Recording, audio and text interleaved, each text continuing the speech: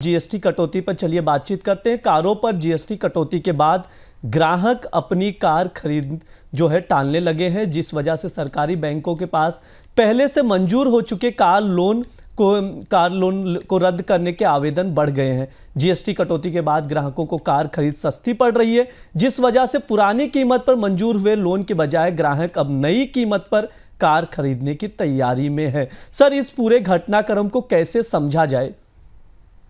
GST की कटौती के बाद बैंकों के लिए और डीलर्स के लिए चुनौती। डीलर की चुनौती हम आपको बता रहे हैं कि उनके कंपेंसेशन शेयर्स की पुरानी कीमत की गाड़ियां उन्हें निकालने में मुश्किल आ रही। अब बैंकों की बारी है। चूंकि 1200 सीसी तक की कार के ऊपर जीएसटी का रेट 28% से घटाकर 18% कर दिया गया है, और ये व्यवस्था पहले ही आई थी। आमतौर पर लोग कारों को शॉर्टलिस्ट करके डीलर के पास जाकर और उसके बाद लोन की प्रक्रिया शुरू करते हैं, और उस प्रक्रिया शुरू पूरे होने में 15 से 20 दिन का समय लगता है। इस बीच में जीएसटी में कटौती आ गई। अब बैंकों की बड़ी चुनौती है कि कारें जो चुनी गई हैं डीलर के पास, जो पहले से ही बिकने को तैयार थी, उनको शॉर्टलिस्ट कर दिया गया और बैंकों ने उस पर लोन की प्रक्रिया शुरू कर दी है। सारी प्रक्रिया बदली है। स्वाभाविक सी बात है कि ग्राहकों को यह लग रहा है कि जब कीमत कम हो गई है और जीएसटी कम हुआ है, तो वो जितने पैसे में कार ले रहे थे उतने ही पैसे में उन्हें उससे बेहतर कार मिल सकती है। थोड़ी ज़्यादा अच्छे पैसे डालकर वो अच्छी फीचर की या उससे बड़ी पावर वाली कार ले सकते हैं। इससे पूरा जो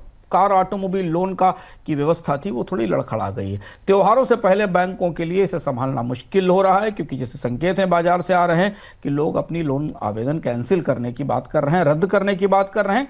वो कह रहे हैं कि वो नए सिरे से डीलर के पास जाकर कार की पहचान करेंगे, और इसका असर हमें इस तिमाही में कार लोन की डिमांड पर या बिक्री पर आने वाले समय में दिखाई देगा। डीलर्स की भी बड़ी दुविधा है, क्योंकि उन्होंने पुरानी कारों के लिए सौदे किए थे, उन पर लोन अप्रूव किया था।